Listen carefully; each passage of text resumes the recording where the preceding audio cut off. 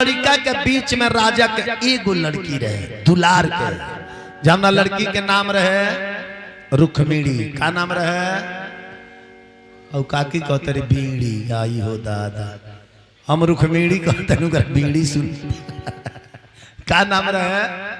रुक्मिणी। ध्यान दे, जेकर 5 लड़का एक से एक बल करिया हरी। अरे तो एगो बेटी रहली रुक्मिणी सुकुमरिया हरी। एगो बेटी रहली रुक्मिणी सुकुमरिया हरी। हो एगो बेटी रहली रुक्मिणी सुकुमरिया हरी। एगो बेटी रहली रुक्मिणी सुकुमरिया हरी। अब एक दिन के घटना सुनी। पहले के समय में जब लड़की सियान हो जाओ तब बाप माई के सामने बाप भाई के सामने जल्दी ना जाओ। शर्म नाम के चीज रहे। जब सियान हो जाओ लड़की तब बाप भाई के सामने से गुजरे भी तो सर नीचा करके चाहे मुड़ी पर पर्दा लेके गुजरे।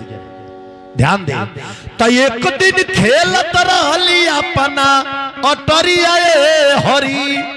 आ तले वचके में पड़ गईल राजा के नजरिया हरी। तले वचके में पड़ गईल राजा के नजरिया हरी। तले वचके में पड़ गईल राजा के नजरिया हरी। तले वचके में पड़ गईल राजा के नजरिया हरी। एक दिन सखी लोग के संगे अटारी पर दुताला पर चढ़ के खेलत रहली। तले राजा भीष्म के अचानक नजर जब पड़ल, अपना बाप के जब रुक्मिणी देखली तो लजा के भाग गईली। राजा चिन्हे ना पौले। राजा जाके सखीलो से पूछत रहे कि बेटी बतावल है जिन लजा के भगली हा के रहला, केकर लड़की रहली हा? राजा पूछत रहे। जाके सखीलो से पूछा न लागे राजा जी। अरे सखियल से जाके पूछने लागे राजा जी। सखियल से जाके पूछने लागे राजा। हमरा बात पर कड़ी कड़ी शब्द पर ध्यान दे लोग। पूछन लागे राजा जी, सखियल से जाके पूछन लागे राजा जी। सखियल से जाके पूछने लागे राजा। के कर हई बेटी ता कर हई बेटी तो भगली लजा के पूछन लागे राजा जी। सखियन से जाके पूछन लागे राजा जी। सखियन से जाके पूछन लागे राजा। तो सखी लो बतावल।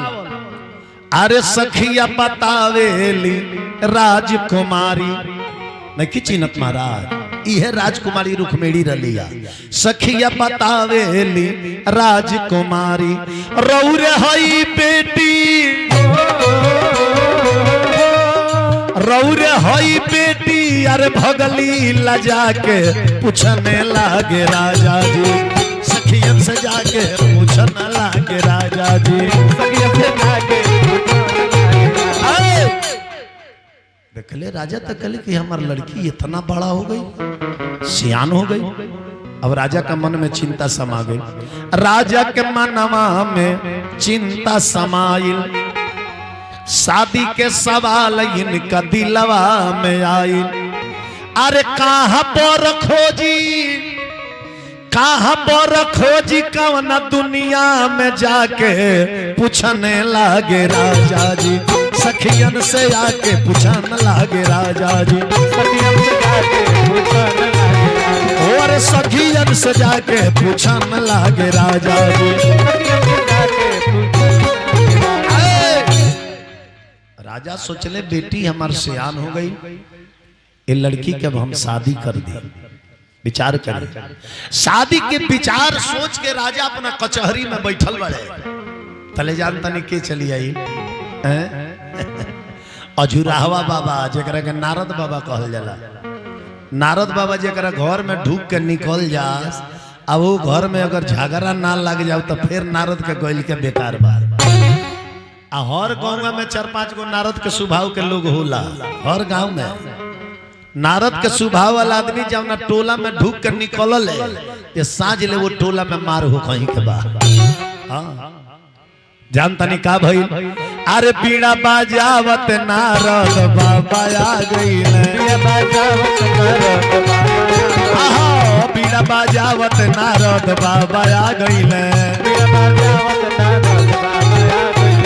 बीड़ा बाजावत नारद बाबा आ गइले बीड़ा बाजावत नारद बाबा आ गइले त नारद के देखी के राजा हरसा गइले नारद के देखी के राजा हरसा गइले नारद के देखी के राजा हरसा गइले नारद के देखी के राजा हरसा गइले अभी देखो तनी जे लोग बैठते रही आ जाइले है ना जगह बा हाँ वही में धक्का धुकी क के बैठला के काम बा हाँ आ जाइले है ना जगह बा अब जी आओ तो करे के सीधे है ना बैठाई हाँ देखी हो जा जगह बा ना ओ जब बैठी लो हाँ ओ जब बैठ जाइए हाँ गोड़ मोड़ के हाथ जोड़ के बैठी लो हेलो यही सनु हमने के आधा घंटा भजनिया गाइले सके माहौल शांत हो जाओ तो कथा शुरू हो गई कथा शुरू भइल अब लोग पछतैला में सुत सुत अब बढ़ जाई माता जी जाम करुआ अच्छा अच्छा हाँ चल जाइए प्रेम से बोले ब्रदा तनी और कुर्सियां पीछे को दियल जाओ तनी आज यहाँ लोग के संख्या बढ़ी सोफा सेट और पीछे कइल जा जब नारद बाबा के देखले राजा भीष्मक तब मास्टर साहब राजा भीष्मक नारद बाबा से हाथ जोड़ के प्रार्थना कैले का कहले हाथ जोड़ के माथा लगा नवले अरे बाबा से अरज लगाई ए बाबा हमारा बेटी जोगे कौनो बर बतलाई अरे तीनों त्रिलोक में घूमी ले 77 देखी ले तो हमारा बेटी जोगे कौनो बर बतलाई ना हाथ जोड़ के माथे नवा की अरे राजा अर्ज लगाई अब बेटी जोगे ये बाबा रौरा कौनो बर बतलाई तो देखिए जब नारद जी गेम का खेलता नारद जी राजा भीष्मक से कह दले कि राजा चिंता का कैले बड़ा तारा जोगे तारा बेटी जोगे बर जान तारा दुनिया में के बा सबसे बढ़िया सुंदर नारद कहले ये राजा पत्रिका द्वारिका में भेजावो अब बेटी दे के कृष्ण चंद्र के आपन दामाद बनावो देखी नारद जी के चाल राजा से कह दले कि अपना बेटी के बियाह कृष्ण चंद्र के संगे करो तनी बतिया पर ध्यान दी लो कथा अगर कड़ी कड़ी ना सुने तो ना बुझाई हलचल बाबा के कथा जेकरा ना बुझाई ओकरा केहू के ना एगो बतिया के 3-3 बार खंडित करके हम बताइले नारद जी राजा से कहले कि ए राजा पत्रिका लिख के द्वारिका में भेजवाओ अब बेटी दे के कृष्ण चंद्र के आपन दामाद बनावो ई बात नारद जी राजा से कह दले राजा से आ देखी हर घर के नियम बा अगर बेटी के बियाह के चर्चा अगर बाप के उसे चलावो तरे नो तब महतारी दुआरी का सपट के लगी सुने लगी जी जब मैंने अगुआ का कहत रहे लइकवा सांवर बा की झावर बा की कैसन बा महतारी के ममता उस सुने लगे वही रानी सुनत रह अब रानी नारद बाबा कह के जाए लगले कि ए राजा तू पत्रिका लिख के द्वारिका में भेजवाओ अब बेटी दे के कृष्ण चंद्र के आपन दामाद बनावो कह के जाए लगनी तले रानी चिल्ला तरी घर में ए बाबा ए बाबा आई ना अब नारद बाबा घर में गई अब नारद बाबा अगर एक घर में 2 आदमी के लगे पारा पारी चल गई तो बुझी जे झंझट एकदम तैयारे बा राजा से कह दिल कि अपना बेटी के बियाह कृष्ण से करो आज जब घरवा में गईले रानी के लगवा तो नारद जी जान तनिका कह दले हाथ जोड़ के माथा नवा के अरे रानी अर्ज लगाई ए बाबा हमारा बेटी जोगे कौनो बर बतलाई। तो नारद जी देखी रानी से का कहले, रानी से कहले रानी चिंता मत करो, ए रानी तू पत्रिका लिख के अरे चेती देश भेजवाओ, अब बेटी दे के शिशुपाल के अपन दामाद बनावो। देखिए बेटी एगो आ घर में दू गो दूल्हा बता दले, राजा से कह दिले कि तारा बेटी जो के कृष्ण बड़े बर, आ रानी से कह दिले कि तारा बेटी जो के शिशुपाल बा, आ कह के स्वर दे नारद जी वजह से फरार बड़े। जल्दी चल ताजा ताजा आग लागल माने तई में हमरो झौसाए के पड़ जाई। नारद जी फरार।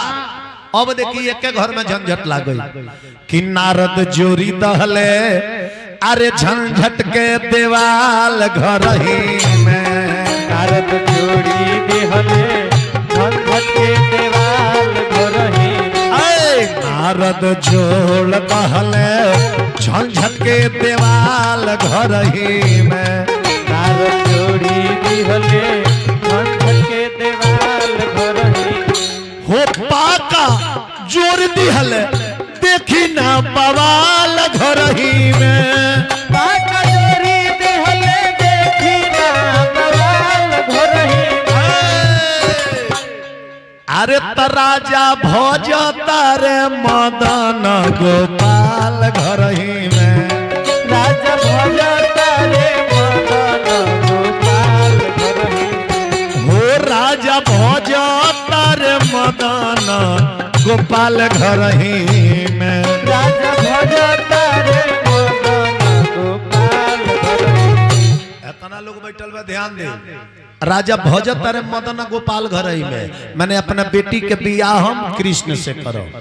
ई राजा के राय बा, आ रानी के का राय बा, हमारा बेटी जोगे बरबा शिशु पाल घर ही में, हमारा बेटी जोगे बरबा शिशुपाल घर ही, हमारा बेटी जोगे बरबा शिशु पाल घर ही में।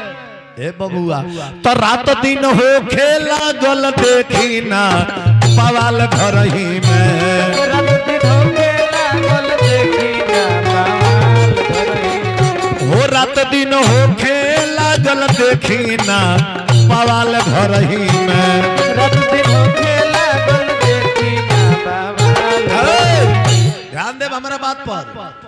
एगो राजा खाली पक्ष में बड़े कि हमारा बेटी के बियाह कृष्ण से हो, आ रुक्मिणी के माई आ रुक्मिणी के एगो भाई रहे, भाई जौन के नाम रुक्मी रहे। ई दू आदमी पक्ष में रहे कि शिशुपाल से बियाह हो। बेटी एगो बाप के विचार बा कि बेटी के बियाह कृष्ण से हो, आ माई के बेटा के विचार बा जेकर बियाह शिशुपाल से हो। आ शिशुपाल के रहे कृष्ण जी के फुआ के नहीं गई। आई नारद जी काहे झंझट जोड़ ले, ऐसे जोड़ ले। आज दिन में सुनौनी हनु कि कृष्ण जी अपना फुआ से कसम खैले रहे कि शिशुपाल के 100 गो गलती माफ करे, जाना में 75 गो गलती कर दिल रहे जो हम बतावी दिन में। अब नारद जी ऐसे झंझटवा लगावले कि अब साइलेंट ले ले बस 100 गो गलती करी ना, 100 गो पूजी ना तो ओकर बध होई ना, तो झंझटवा लगा दो जे में बरतिया लेके आई तो कम से कम ना ढेर तो 90-95 गो पूज जाई नो, तो 4 गो 5 गो तो कबो पूछ जाई। विचार अब देखी जौन रुक्मिणी के भाई रहे वो आंख लाल क के बोलता, बेटा बाप से बोले क के अखिया लाल घर ही में, बेटा बाप से बोले क के अखिया लाल घर ही में। तो राजा कहले अरे तहरा इज्जती के नई खे ख्याल घर ही में, तहरा इज्जती के नई के ख्याल घर ही में, हो तहरा इज्जती के नई खे ख्याल घर ही में, तहरा इज्जती के नई के ख्याल घर ही में। रानी के विचार बा रुक्मिणी के भाई के विचार बा कि शिशुपाल से बियाह हो, अकेले राजा के डिसीजन बा कि कृष्णचंद्र से बियाह हो। लड़की एगो आ बियाह लागल दूगो आ दोनों ठाई से बारात आइल बा। अब जे 20 से निकली दुल्हन लेके जाई, अब झंझट देखी कितना झंझट अलग बियाह रहा। तो देखी लड़की के जब शादी होला ना, तब महतारी के कुछ अलग इच्छा होला, बाप के कुछ अलग इच्छा होला, अब बाराती लोग के कुछ अलग इच्छा होला। दंपति रूप ही मातु धन, दंपति रूप ही मातु धन, पिता नाम विख्यात। महतारी चाहेली कि हमार दामाद खूब सुंदर होखे, ओकरा संपत्ति खूब होखे। महतारी के इच्छा ई है कि दंपति रूप ही मातु धन, पिता नाम विख्यात, आ उत्तम कुल भाई चाहे भोजन चाहे बरात। भाई चाहे कि हमारा बहन के बियाह उत्तम कुल में हो जाओ। महतारी चाहे कि हमारा दामाद खूब सुंदर होके धनवान होके। अब बाप चाहे कि भले धनवान कम होके लेकिन हमार दामाद नामवान होके। माने 20 गांव में ओकरा के लोग जानत होके। हाँ बिछा दिया, बिछा दिया। अभी नहीं लो बाकी है रनिया आ जाए बुझाता औरतिया के बेरवा ले कुछ लो आई। हाँ बढ़ जाएंगे ओ जा दोनों आदमी बढ़ जाएंगे। हाँ ठीक भाई जब भैया। हाँ बैठक हो जा, सुख दुख बतिया लिहल जब तनी पहले, तब कथा सुनल जाए। हाँ देख बढ़ जाए एक लगे बैठी लो, जब आइल बनी लो एक संग तो जाए लो एक संग बैठी लो। हाँ प्रेम से बोली वृंदावन बिहारी लाल की। अब देखिए रुक्मिणी के शादी में कितना बवाल भई। अब ये राजा ने सोचा तार कि कृष्ण की यहाँ पत्रिका भेजी, आ तले रुक्मिणी के भाई सर दे चिट्ठी लिख के शिशुपाल के यहाँ भेज दो। शिशुपाल के यहाँ चिट्ठी लिख के भेज दो कि जल्दी बारात लेके आओ, हमारे को बहन बड़ी बियाह के ले जा। लेकिन बारात लेके वही तो अकेले मत ही हो।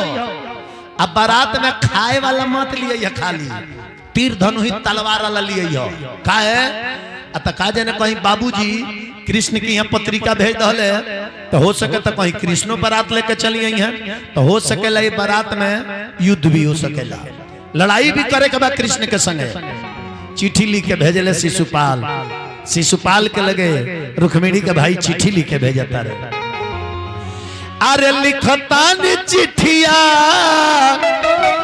श्री गणेश मनाई के, बहिना ये गो बाड़ी ले जा शादी रचाई के।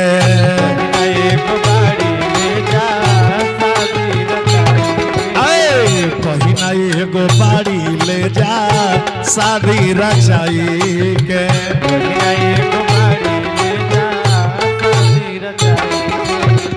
लिखता नी चिट्ठिया अरे श्री गणेश मनाई के, अब बहिना ये गो बाड़ी ले जा शादी रचाई के।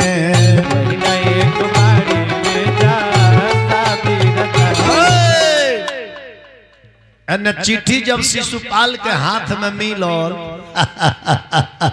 तेकरा खुशी के धराम ना रहे।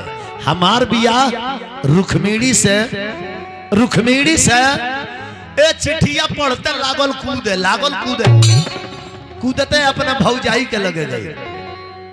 ओकरा भाई के नाम दंत वक्र दे। भौजाई के लगे गए, कल भौजी एगो बात जल्लू आ। भौजाई कल कि का है ये देवर जी, कल पूछा मत, आज बढ़िया मौका आइल बा, आ देरी मत करिया, स्वर दे हमरा के दुल्हा बनाओ, ठाई दे दुल्हा बनाओ। कलस भौजाइया की दुल्हा, ई दुल्हा ला बीमारी कहां से एक बैक आ गई। कल तू का जन्म है तक पत्रिका आइल बा, आज बारात लेके जाए के बा, रुक्मिणी के संगे हमार बियाह होता। भौजाइया कलस के तनी चिट्ठिया देबो, चिट्ठिया देबो है ना।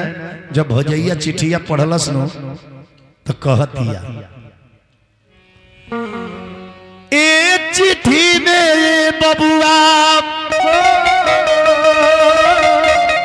शुभ के कवनो लाइन नहीं है, आए कर का बाटे मर्यादा जौना में राजा के साइन नहीं खे। में राजा के साइन नहीं खे, लड़की के बाप के साइन नहीं खे, भाई के का मर्यादा बा। अरे छोड़ा रे केहू का मर्यादा बा, हटाओ पहले सब बात हटाओ, जल्दी हमरे के दूल्हा बनाओ। भौजैया कलश के दूल्हा बनाओगे फिर मैं बड़ा रात के हम बड़ा खराब सपना देख ले बने। भौजैया कहती है रात के बड़ा खराब सपना देख ले बने। बबुआ हाथ जोड़ता नहीं, दूल्हा मत बनो, मत जा बारात लेके। कलश शिशुपाल की तू गजब गजब बतियाओ, जल्दी दूल्हा बनाओ। कहली शिशुपाल के भौजाई कि हम रात के सपना देख ले वाले, अगर तू लोग बाराती में जइबर जाना तो जान तर का होई। इज्जत न बाची कुलडीनपुर में, अरे सब बारात थुरा जाई। आ दुल्हिन त तहरा मिलबे न करिहन, बाचल मोछ मुड़ा जाई।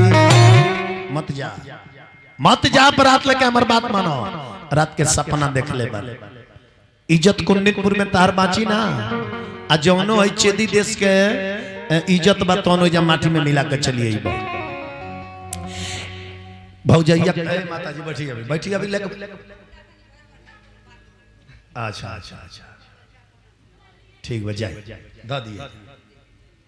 हाँ भौजैया कहतिया, भौजैया कलश की सपना में रात के देखले बानी। ए शादी में कृष्णचंद्र जी रुक्मिणी के मांग भरी है, असमधि के सामने तहरा के बान के रथवा में लसरी है। भौजैया कहती हम पहले ही सपना देख ले बानी। ए बरात में कृष्ण वही है, आ तारा के रथ में बांध के भावर घुमौनी करी है। ध्यान देवे के बाद हौसी होई तहर कुलडीनपुर में, ओई जा झाड़ू से चुमावन होई। अब बलिराम के हर मूसर से तोहरो भावर घुमावन होई। इस सब सपना में देख ले मैंने, ऐसे बारात लेके मत जा। आलकतरा के तेल से बबुआ तोहरो तो अपटौनी होई। हाथ जोड़ के भागे लगब जब रथ में पूरा घसीटौनी होई। ऐसे बारात लेके मत जा, मत जा। तब वही जब शिशुपाल खिसी आई बा। कलश की तू भौजाई हो कि का शुभ यात्रा पर तू है सपना सुनाओ तारू। मूर्खन के समाज में, शिशुपाल कृष्ण जी के कहता, मूर्खन के समाज में पाव पुजावे जदुराई। आ कितना ही मत बासी यार में जो शेर से आके अझुराई। ओने गरियावत आए ने कन्हैया जी कहतनी बलिराम लिखो, देखो वो जे गाड़ी हो रहल बिया, विचार करी।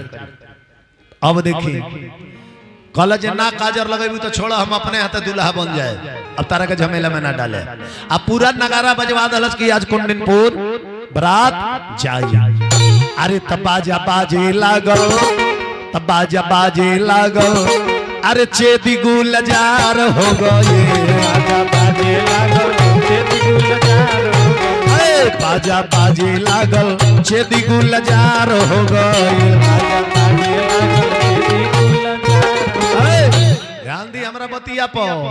अरे जाई कुलडीनपुर बारात सभे तैयार हो गए। जाई कुलडीनपुर बारात सभे तैयार हो गए। जाई कुलडीनपुर बारात सभे तैयार हो गए। शिशुपाल कल के सभे तैयार हो जाओ। एंगने के तैयारी करे के धनुष बाण तीर तलवार सब लेके चले के बा। काहे आ तब पता लागल बा जो बारात में कृष्णचंद्र ही है, त लड़ाई करे के बा। लड़ाई तो जितना वीर रहले सन वो मुँह चोट के तीर तलवार रथ पर लादे लगले सन। आ जितना बहुत खौका सेना रहले सन कहले सरे ए बारात में जाके का होई जब वो जाके पिटाई के परी तो एकरा ले निमन बजे बरतिए में मत जा। तो कौन आपन अरज लगावे अरे घर के आपन दुख सुनावे कौन आपन अरज लगावे घर के लिखल चिट्ठी देखवावे कहीं देख ली महाराज हमारा घर से चिट्ठी आइल बा हमरा के छुट्टी दे दी घर से चिट्ठी आइल बा हमरा के छुट्टी दे दी अरे छुट्टी दे दी काहे लइका मोर बीमार हो गई हमके छुट्टी दे दी लइका मोर बीमार हो गई विचार करी उन्हें शिशुपाल तैयारी करता है अपने हाथे काजर लेकर धाई धाई लगा लो हाथी पर हौदा सजाए लगल मर्दान के खून गरमाए लगल रथ पर हथियार लदाए लगल।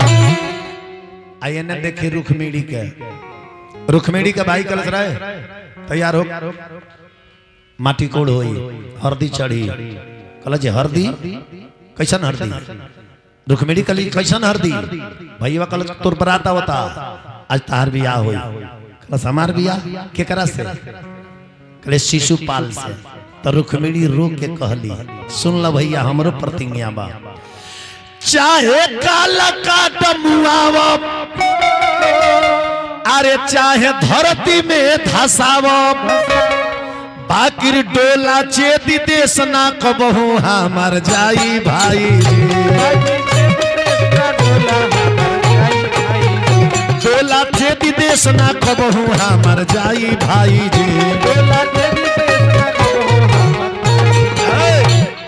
हमार डोली शिशुपाल के घरे ना जाए का है कि पूजा कैनी बरनी बाती पूजा कैनी बरनी बाती कृष्ण बनी है न जीवन साथी हमार जीवन साथी कन्हैया बनी है आरे पूजा कैनी बरनी बाती कृष्ण बनी है न जीवन साथी तो उनके हाथ में हाथ दियाई उनके हाथ से मांग भराई बाकी रे गो कोइया के ले जाई ना कासाई भाई जी बाकी शुद्ध हाथ ना तानो के दियाई भाई जी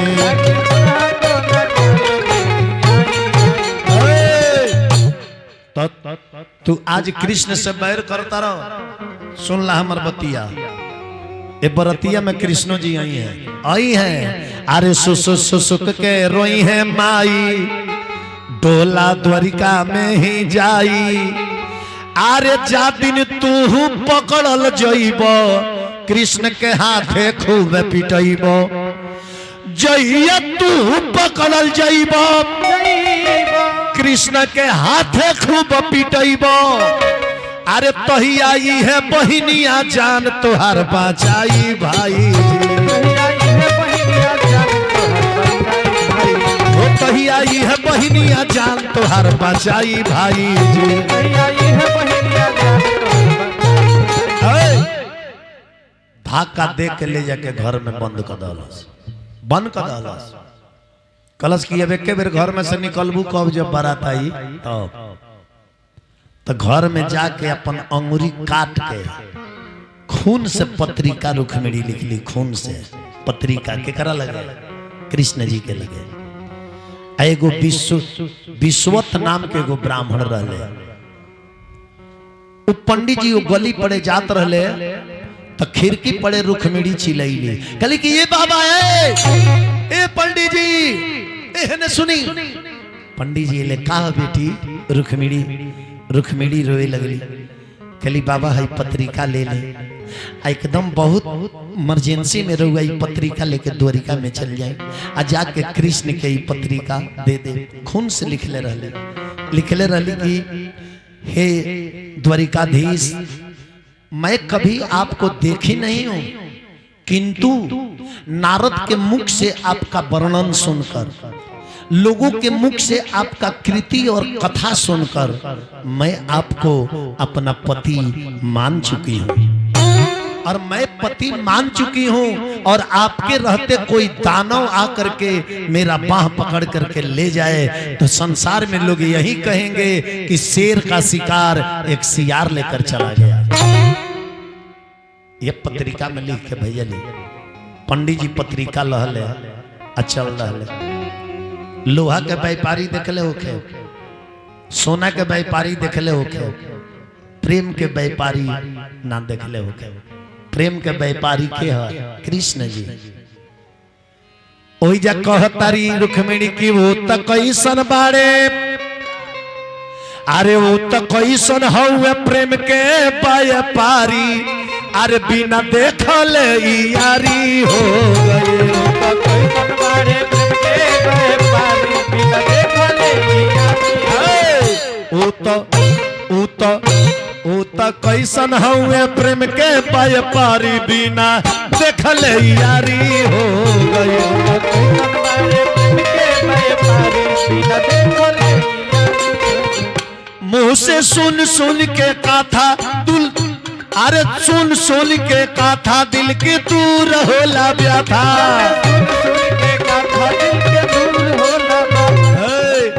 हवन दुखियन के मित्र उनकर सुंदर चरित्र।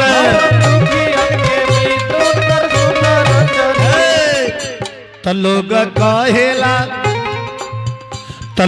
कहेला उनका के बिहारी है दहिया सरकारी हो गई।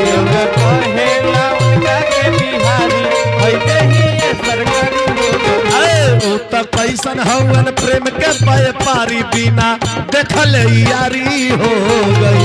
कैसन हवे प्रेम के व्यापारी, बिना देखले यारी हो गई। ध्यान देबे कबे अरे रौरा आई जल्दी आई, हमारा के एजा से ले जाई। काहे कि तन को समय नहीं खे, कि तन को समय नहीं खे, हमार भाई अत्याचारी एजा शादी के तैयारी हो गई। भाई अत्याचारी शादी के तैयारी हो गई। हमार भाई एगो बाटे अत्याचारी एजा शादी के तैयारी हो गई। हमार भाई एगो बाटे अत्याचारी एजा शादी के तैयारी। पत्रिकवा में इहो लिखले रहली कि रौरा अगर डायरेक्ट एजा ना आ सकीले तो हम उपाय बताओ तनी। हमारा खानदान के नियम है कि बारात जब आवेला तो बारात आवे से पहले हमारा खानदान के लड़की सखी लोग के संगे गिरजा जी के पूजे जाली बगीचा में गांव से बहरी, वो जा सुंदर तालाब बा, वही जा हम सखी लोग के संगे अभी न हमारे भाई बंद कैले बा, लेकिन वो बेरा तो हमारे के ऊ जरूर छोड़ी। आ जब पूजा करे लड़की जाली तो संगे मर्द केहू ना जाला, खाली औरतें लो जाला, और वही जाए वही जा जाए। सब पता बाई डाटा लिख देले रही। अभी सिरधर नाम के पंडित जी जिन रहले चिट्ठिया पगड़ी में खोस के गईले, जंगल में एगो सुंदर तालाब भेटाई। बाबा थाकल रहले, तालाब में स्नान कैले, पानी पियले, एगो वृक्ष तर आराम करे लगले। आराम करे लगले, बस बाबा के नींद आ गई, सुत गई। बाबा सुत गई। स्वयं शंकर भगवान देखनी कि भाई जब काम गड़बड़ हो जाए तो स्वयं शंकर भगवान उस सिरधर ब्राह्मण के हृदय में समा के उनकर निद्रा के खोलले वाले। तब पंडित जी के याद पड़ल बा कि आई बाप हम तब रुक्मिणी के पत्रिका लेके चलल बनी। तब पंडित जी वही रेस में चले लगले। शंकर जी इतना ना शक्ति भर दहनी कि बाबा के देरी ना लगल, द्वारिका में पहुंच गई। कन्हैया जी देखने पंडित जी कहले कि हम कुंडिनपुर से आइल बानी, है रुक्मिणी के पत्रिका बा। पहले कृष्ण भगवान खूब पंडित जी के आदर सत्कार सेवा सत्कार कैनी, और बाद पत्रिका खोल के जब पढ़नी तो वही में लिखा रहे। कृष्ण जी पढ़त तनी आंख में आंसू आ गई कि हमारा के चाहे वाला हमारा भक्त के ऊपर है इतना अत्याचार। कन्हैया जी आदेश तानी की बारात सजावल जाओ, रात सजावल जाओ। तन को देरी ना लागल, घोड़ा है नाए लागल, बारात लोग अपन तैयार होके लागल। अब एकदम तुरंत लेके चले के बाद सबे तैयार हो गई। आए ने जितने लेट होखे नु जितने लेट उतने बैठ के रुखमिड़ी रोवस कहत कि रहिया ता कत सारा बीती रे उमरिया रहिया ता कत सारा बीती रे उमरिया रहिया चा रहिया ता कत सारी बीती रे उमरिया रहिया ता कत सारी बीती रे उमरिया हमारी तरसे नयन राउर प्यारा बाचरण हमारे तरसे नयन राउर प्यारा बाचरण हमारी तरसे नयन राउर प्यारा बाचरण जरा देखन दे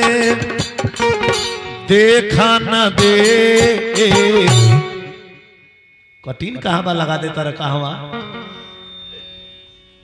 पतल से तनी एने ओने हाथ बहकी तो हम कहती जब बैलेंस गड़बड़ाता ओई पर बहकते नहीं कही जा बहक जाता। अरे राउर प्यारा बाचरण हमार ताके नया जरा देखन दे अरे रहिया तकत नैना थाकी रे उमरिया रहिया तकत नैना थाकी रे उमरिया रहिया तकत मोरे बीती रे उमरिया रहिया तकत मोरा बीती रे उमरिया बीत गए ए सावन भादो आई गए बरसात हो बीत गए ये सावन भादो आई गए बरसात हो ए बीत गए या सावन भादो बीत गए बरसात रे तोरे बिरह में ओ परदेसी बसती है काली रात हो तोरे बिरह में ए परदेसी बसती है काली रात हो सुसुकी सुसुकी के रैन बीताओ सुसुकी की रैन बीताओ उठती है मन में आग रे एक दिन आएंगे हमारो संवरिया एक दिन आएंगे हमारो संवरिया एक दिन आएंगे हमारो संवरिया एक दिन आएंगे हमारो संवरिया एक दिन आएंगे हमारो संवरिया विचार करिए यही इंतजार में रुक्मिणी खूब रोवतारी खूब सुसुक के रोवतारी तले शिशुपाल के बरात गांव की कगरी आ गई तब उनकर भाई रुक्मी जवन रहे उ खोलस दरवाजा आ रस्म तैयार कल गई कि जा गिरजा जी के पूजा करके आओ गिरजा जी के पूजा करके आओ रुक्मिणी 5 गो सखी के संगे पूजा के थाल ले ले बड़ी अल्ले के गिरजा जी के पूजा करे गई बड़ी रोते गई बड़ी आरे ले ले बाड़ी पूजवा के थारी रुक्मिणी राजकुमारी हो ले बड़ी पूजवा के थारी रुक्मिणी राजकुमारी हो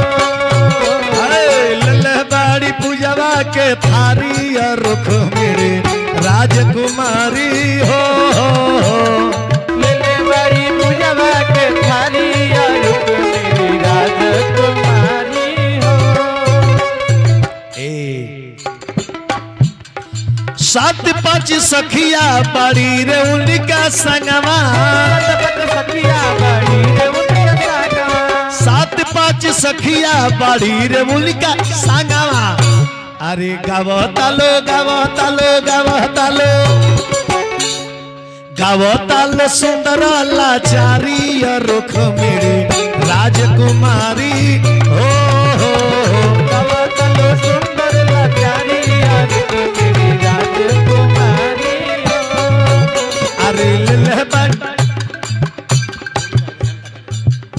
अरे ले बाड़ी पर्दी के थारी रुख मेरे राजकुमारी हो ले बाड़ी पर्दी के थारी रुख मेरी राजकुमारी रोवत रोवत गइल गिरजा मन दिलवा रोवत गइल गिरजा मन दिलवा और तारी पूजा बाकी लागत नहीं खेती लवा तारी पूजा बाकी लागत रोवत रोवत गइल गिरजा मन दिलवा कर तारी पूजा बाकी लागत नहीं खेती लवा कब वही है मोहना मुरारी रुख मेरे राजकुमारी हो कब वही है मोहन मुरारी रुख मेरी राजकुमारी हो अरे ले बाड़ी पूजा के थारी रुख मेरे राजकुमारी हो ले बाड़ी पूजा के थारी रुख मेरी राजकुमारी हो गिरजा जी के पूजा तारी बाकी मन लागत नहीं के मन नहीं खे लागत अब कन्हैया जी के भजन गावत तारी कि मुरलिया में गावेल गानवा अरे मुरलिया में गावेल गानवा बनवा में नंद किशोर हो बंसी बजवैया कन्हैया माखन चोर हो बंसी बजवैया कन्हैया माखन चोर हो बंसी बजवैया कन्हैया माखन चोर हो बंसी बजवैया कन्हैया माखन चोर हो बाछा औरी बछिया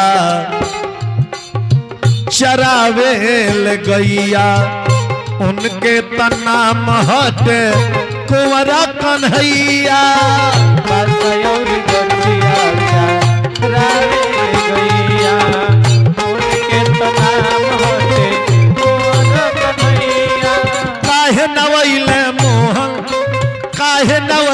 मोहन मनवा होता टे विभोर हो बंसी बजवैया कन्हैया माखन चोर हो बंसी बजवैया कन्हैया माखन चोर हो बंसी बजवैया कन्हैया माखन चोर हो बंसी बजवैया कन्हैया माखन चोर हो यह रुक्मिणी मंदिर में बैठ गए भूखा फार के रोवत तारी तले को सखी दौड़ के कल के रुक्मिणी आए ए रुक्मिणी अरे आहो सखी सुन तरु आहो सखी आ देखो है न घोड़ा है नाता आहो सखी घोड़ा है देखो है न घोड़ा है नाता आहो सखी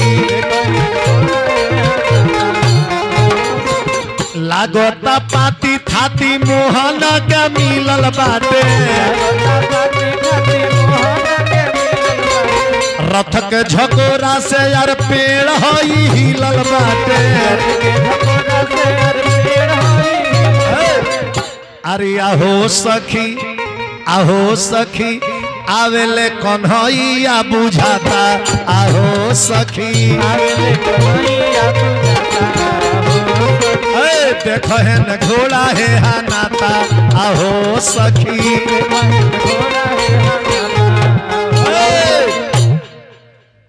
रुक्मिणी कली की नाम आई है पूजा हो गई नाम आई है नाम आई है तो हमारे प्रतिज्ञा बा पूजा करके लौट के घरे ना जाए घरे जाए तो हमार भाई वो दुष्ट शिशुपाल के संगे हमार बियाह करा दी अब रुक्मिणी माई वही जा तालाब रहे, गिरजा माई के मंदिरवा तर तालाब रहे। अब एक बेर वही में कहली कि अब कूद के यही में अपन प्राण दे दे। जैसे वो तालाब में कूदे के चहली तले पीछे से आके कन्हैया जी बाएं पकड़, जब तहिना बाएं पकड़ के खींचनी त रुक्मिणी घूम के तकली, कहली कि ओ रौरा है तो हाँ, कहली जी हमर बाएं काहे पकड़नी है, काहे पकड़नी है, कहले जे तारा के बचावे खातिर। तो कहली कि रउआ मालूम बा लड़की के दहिना बाएं के पकड़ेला, कहले जे हाँ।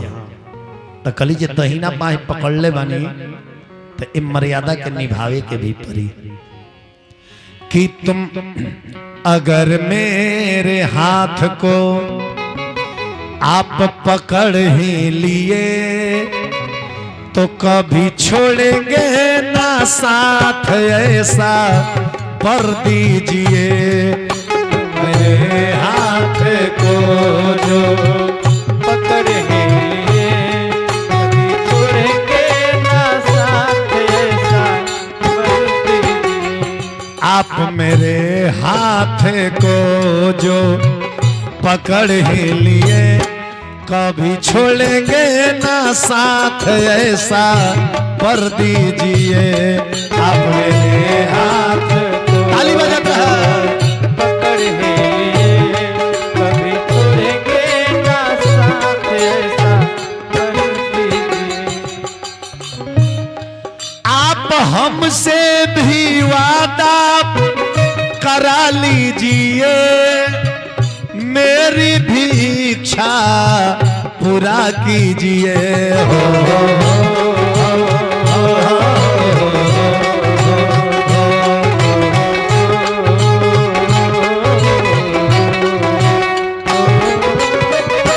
आप हमसे भी वादा करा लीजिए और मेरा भी इच्छा पूरा कीजिए। आप दयानिधि हैं, आप दयानिधि हैं, दया कर दीजिए कभी छोड़ेंगे ना साथ, ऐसा कर दीजिए आप दयानिधि हैं, दया कर दीजिए कभी छोड़ेंगे ना साथ, ऐसा कर दीजिए। ध्यान दीजिएगा, इतना लोग बैठे हैं, रुक्मिणी अपना दिल के दुख कहतरी। दुष्ट भाई मेरा घर में बैरी हुआ, ब्याह जबरन राचावे शिशुपाल से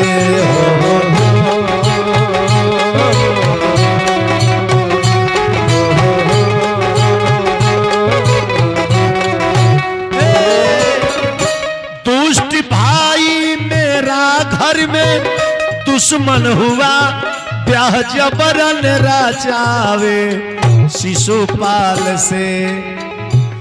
गाय जाती ये बांध कर, गाय जाती ये बांध कर कसाई के घर, आप गोपाल है मुक्त कर दीजिए। गाय जाती ये बांध कर कसाई के घर, आप गोपाल हैं मुक्त कर दीजिए। गाय जाती कसाई के घर बांध कर आप गोपाल हैं रक्षा कीजिए। गाय जाती है बांध कर कसाई के घर, आप गोपाल हैं रक्षा कर दीजिए। एने एक बेर कन्हैया जी बाएं पकड़ कर रथ पर चढ़ौनी, आ रथ पर चढ़ा के वही जैसे रथ हाँक दे। तले हाला हो गई, हाला हो गई कि इस रात में कृष्ण भी आए थे और रुक्मिणी को अपहरण करके लेकर के चले गए। अब रुक्मिणी के भाई क्रोधित भई, शिशुपाल के लगे गई, कल हतना जो धाले के बड़ा ताकत रहा और माखन चोर तही चोर हमरा बहन के लेके गई। सारा सेना कृष्ण के पीछे लग गई। एक से काल रथ हाथवा हरी हथियार लेके सारा लोग लागल आना धुन सबे कृष्ण आ बलराम पर बाण चलावे लागल। अरे सन सन बानावा हो रानावा में चले लागल, सन सन बानावा हो रानावा में चले लागल। अरे रोडावा में लागल बानावा के बाबा छार, रोडावा में लागल बानावा के बाबा छार। अरे कोटी कोटी सिर गिरे लागल धरती पर भैया, अरे कोटी कोटी सिर गिरे लागल धरती पर भैया। तब मानवा में सोचा तारे कृष्ण बलराम, सोचता लो आगे कृष्ण जी के फुए के लइका रहे औहे पानवा मारे, कृष्ण जी ना मारस का है वो अपना फुआ के वचन दिले 100 गो गलती से बेसी हुई तब एकरा के मारे। अब अभी ने कर 76-77 गो गलती पूजा रहे आई अनाधुन अन्याय लेखा बाण चलावता तो इहो एगो गलती लिखाइल 78 गो भाई, इहो एगो गलती लिखाइल कि केहू हथियार ना चलाओ तो के तोकर पर ना चलावे के चाहिए, ई गलती भइल कि ना भाई इहो लिखा गई। वो अपना फुआ के वचन देलर लेके 100 गो गलती एकर माफ करे, 101 होई तैया एकरा के साफ करे माने फाइन नहीं एकदम लाइफे टाइम खत्म हो जाए। ऐसे कन्हैया जी बाण ना चलाई, बलराम जी जब अपन हल मुसल्ले के पड़ले तो धरती कांपे लगे, सारा शिशुपाल के सेना मारल गई अकेले बलराम जी मार दले, कन्हैया जी सारा सेना के मार दहनी लेकिन शिशुपाल पर बाण ना चलाई काहे वचन रहे जले 100 गो न पूजी तले ना मार। जब सारा सेना मारा गए तो अकेले शिशुपाल बच गए तो कहल जब अकेले रहे तो कहीं 100 गो पूजा दी है तो रास्ते में काम हमार फाइनल हो जाए। बस रथ लेकर वही जैसे लौट गए, वही जैसे लौट गए, सब लोग लौट गए लेकिन रुक्मिणी के भाई ना लौटल, जौना के नाम रुक्मी रहे, वो बहुत जिद्दी रहे। वो दोनों हाथ उठाकर लोग के सामने प्रतिज्ञा कैलस कि मैं राजा भीष्मक का पुत्र रुक्मिणी का भाई प्रतिज्ञा करता हूं कि जब तक मैं अपने बहन को उस बाल ग्वाल के हाथ से छुड़ा कर नहीं लाऊंगा तब तक मैं अपने राज में मुंह नहीं दिखाऊंगा, अपने राज में मैं पांव नहीं रखूंगा। कसम खा लो लागल ना धुन कृष्ण जी पर बाण चढ़ावे आ कृष्ण जी सार समझ के कुछ ना बोल, सार समझ के कुछ ना बोल कि अबे एको गो बाण मारे तो अबे फाइनल हो जाई। तो रुक्मिणी के मन में दुख होखे लगी कि कन्हैया स्वार्थी बड़े मैंने बियाह खातिर हमारे भाई के मार दले, लेकिन बलराम जी टप दे रासा फेंकले आ रासा फेंक के ओकरा के बांध दले। जब रथ के चाका में घिसियावे लगले तब ओकर अभिशान कम नहीं क्या हो, कम नहीं क्या हो। तब जब मुंह में तिलाक हो गई, मुंह में तिलाक एकदम बुझाइल कि मर जाई तो रुक्मिणी हाथ जोड़ के कन्हैया से कहली सुने तो सुने बे प्रभु जी अरे हमारी हो पुकार आए करा के छोड़ दिए प्रभु जी, एक करा के छोड़ दिए प्रभु जी तब बतिया मानी हमारा ये करा के छोड़ दिए प्रभु जी, बतिया मानी अरे बतिया मानी हमारा ये करा के छोड़ दिए प्रभु जी।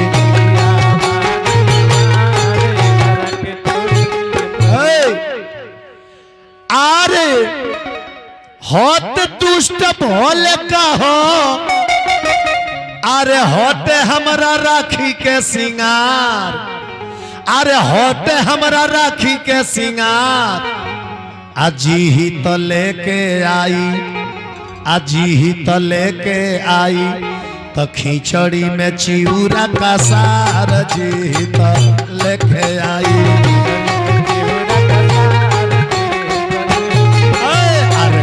में चिउरा का सार जी तो लेके आई, खिचड़ी में चिउरा का सार जी तो लेके आई।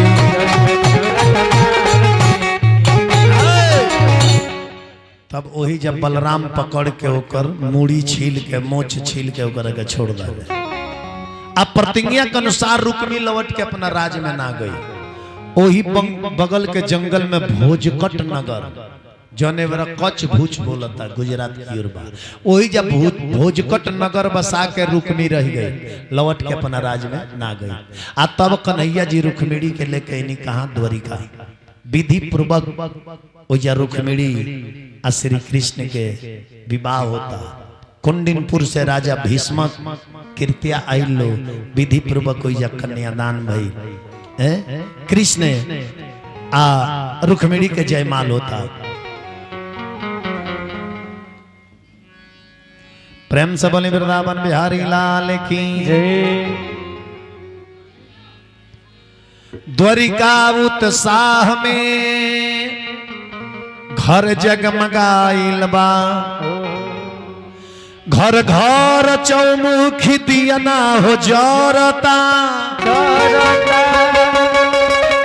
कौन ना मिलावट सजावट बा द्वारिका के। सब लोग चर्चा कन्हैया के करता, नंद के लाला मतवाला दिल वाला हो, इनके कृपा से सबके पॉकेट भरता, मोतियन के लौरी अरे रहे चारू घरी हो, खुशियन के दिया हर घर घर में जरता। कृष्ण बलराम के जयमाला ध्यान दे बबुआ। कृष्ण जी रुक्मिणी जी के सर्वप्रथम उग्रसेन महाराज के सामने जयमाला भई। द्वारिका में भी आ भई। विवाह 8 प्रकार के होला, ब्रह्म विवाह, प्रजापत्य विवाह, असुर विवाह, राक्षस विवाह, गंधर्व विवाह, स्वयंवर विवाह, ये 8 प्रकार के होला। जाना में सबसे उत्तम विवाह ब्रह्म विवाह होला। जौन लड़की वाला जाके लड़का वाला के यहाँ शादी तय करेले, बारात आवेला, अब बेटी वाला अपना घरे कन्यादान करेले, ओकरा के ब्रह्म विवाह कहल जाला। बाकी जितना विवाह बा वो नीच श्रेणी में आवेला। ध्यान दे। सभे का पहिनावा रुक्मिणी जी, पहिरावा रुक्मिणी जी, अपना श्याम जी के माला, पहिरावा रुक्मिणी जी हो अपना श्याम जी के माला। हे गाला में माला डाली कर पर नमवा, गाला में माला डाली कर पर नमवा।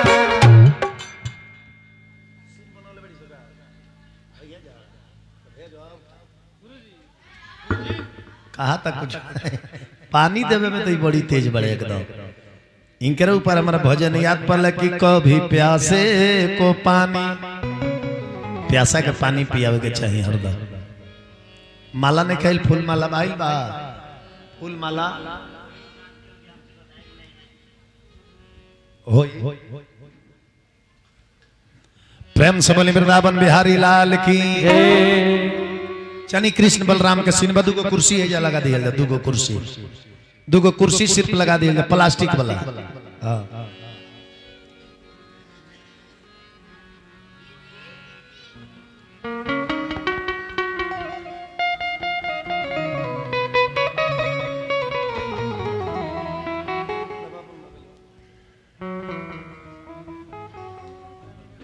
सभा बैठल बा आ रुक्मिणी माई के कन्यादान राजा भीष्म कृत्या एजा आके करत हलो ए सभा में। तो देखिए जतनिया से कुछ बेटी के विवाह के गीत हम प्रस्तुत करतनी। आ हमारा जकर्ता मालिक तनिया सब जल लेके आई, अब तनिया सब पांव धो दिए जाओ। लड़की के पांव तो धोए के चाहिए। कुंवारी कन्या देवी के रूप होली, देवी के स्वरूप होली। हमनी के देखी लड़की के पांव धोवे में जाति ना पूछल जाला। खुद अपना गाँव में हम जग करवलर नहीं, हमारा पूरा गांव में एक घर हम ब्राह्मण बानी, वही में हमनी के जजमान रहनी हम। लेकिन कुंवारी कन्या एक से एक कन्या खियौनी तुम्हें जितना भी लड़की आके बैठ गई में केहू जाति ना पूछे गई। दोनों बेकत हमनी के हर एक लड़की के पाँव धोनी जा, एक गो चुंदरी दहनी जा, 51 गो रुपया दहनी जा, में जाति पथा पूछ के ना होला। भक्ति जवन बा जहाँ भक्ति आ गई जब जाति ना पूछे के चाहिए, जहाँ भाव आ गई वो जब भोजन करे में जाति ना देखे के चाहिए। काहे कि भावे से भजन होला, भावे से भोजन होला, तब भावे से सतुओं में स्वाद बा, भावे प्रसाद बाना। अब भावे से सतुओं में स्वाद बा, भावे प्रसाद बाना। चलिए चरनिया धो दी, धो के अगन अपना लीलार पर लगा ले, ये भक्ति भाव। तो भावे से सेवरी हो जूठ बैर खियावली, तब विदुर घरवा भावे के सागवा, भावे प्रसाद बाना। अब भावे से सतुओं में स्वाद बा, भावे प्रसाद बाना। जैसे हमारे यादव जी कितना भाव से ही भागवत कथा करा रहल में। भागवत कथा भाव से ही होला, मिनट मिनट पर पल पल पर हेती हेती लड़िकवा जाके पूछत रहता रह जा, कोनो कमी नहीं खेनु, कोनो कमी नहीं खेनु। मने हमने के एकदम मुग्ध हो जाता नहीं जा सेवा में है। विचार करी एकरा के भाव कल। अब जब ना घर के छोट छोट लइकन के हृदय में इतना भाव बा, तो घर के सियान बुजुर्ग के हृदय में कितना भाव है। प्रेम से बोली ऐसे हम कहिले, अरे श्याम के कोठरिया में, श्याम की कोठरिया में, अरे होला नयन हरिया, तई श्याम हवन भगतन पर राजी हो लाल। तो श्याम हवन भगतन पर राजी हो लाल। आर्य श्याम की कोठरिया में होला नयन हरिया, से श्याम हवन भगतन पर राजी हो लाल। से ऐसे श्याम हवन भगतन पर राजी हो लाल।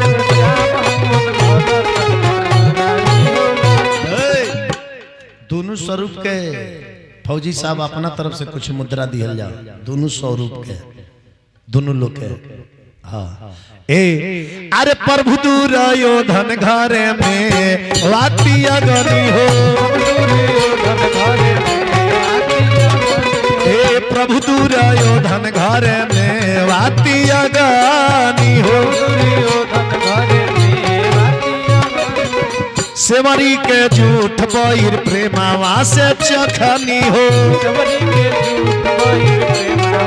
वहाँ से चखनी हो।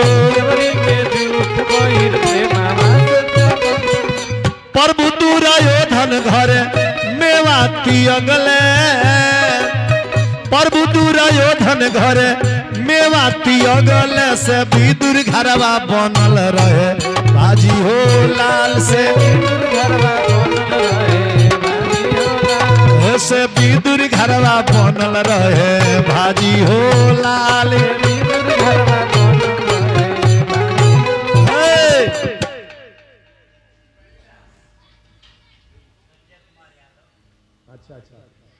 आई संजय कुमार यादव फौजी साहब के तरफ से 501 रुपया ही ले हमरा हाथ से आधा आधा फार के बांट लिया लो, ठीक बा। प्रेम से बिहारी लाल की। अब आई यही जब तनिया सब बेटी के बियाह के हम सीन दर्शावतनी, एक बाद कथा आगे बढ़ी। रुक्मिणी जी के बियाह भइल, एक बाद प्रदुमन जी के जन्म केंगा भइल, एक बाद भगवान कन्हैया के 7 गो विवाह केंगा होता, ई कथा सुनाए। लेकिन तनिया सब विवाह के प्रकरण बा, तो विवाह के गीत सुनाओ तनी। आ एही में जेकरा जवन दान करे के बा,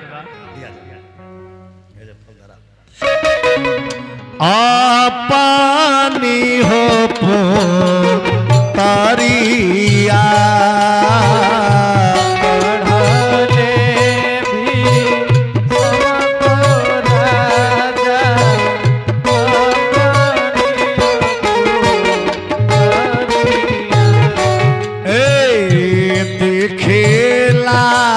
सा जानी हो लोगावा गिरे मोरो छैया